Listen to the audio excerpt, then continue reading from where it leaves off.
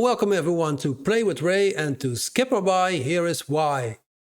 Today we're looking at the game Outbreak Shades of Horror Chromatic Split. Alright, let's dive into it. This game is trying to give us that early 2000s survival horror vibe. But let me tell you, it doesn't exactly stick the landing. There's a mix of crafting, puzzles and exploration here, but the execution a little shaky. Starting off, I had high hopes for the nostalgia trip. The setting, 1999, had me thinking I'd be knee-deep in classic survival horror feels.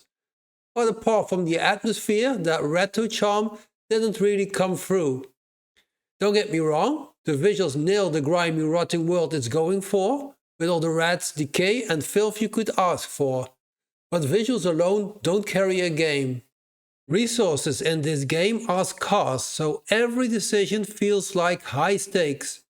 It's a lot of trial and error, and if you're into hardcore survival mechanics, this might be your jam. The lack of frequent save points adds intensity, forcing you to play smart or replay entire sections if you mess up. For me personally, it is also one of its downfalls, as you have to play large chunks of the game over and over again because you aren't able to save your progress. What about the atmosphere? Well, it's pretty nasty, in a good sense.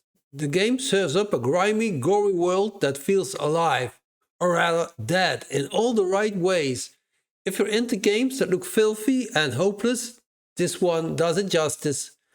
And for all my old school Resident Evil fans, it's trying hard to be that love letter to classic survival horror.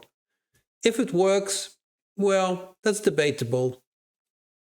So, combat? Yikes.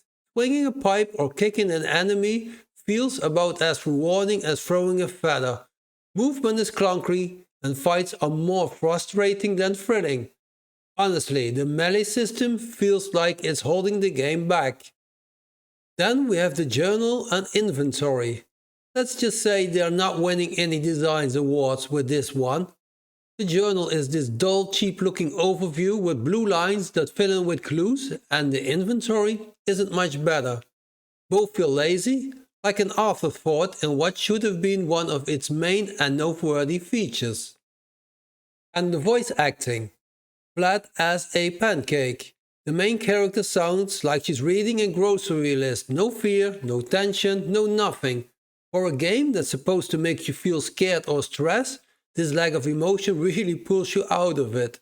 Hey, if she doesn't care, why should I? Is someone taking notes? This looks familiar. Am I going in circles?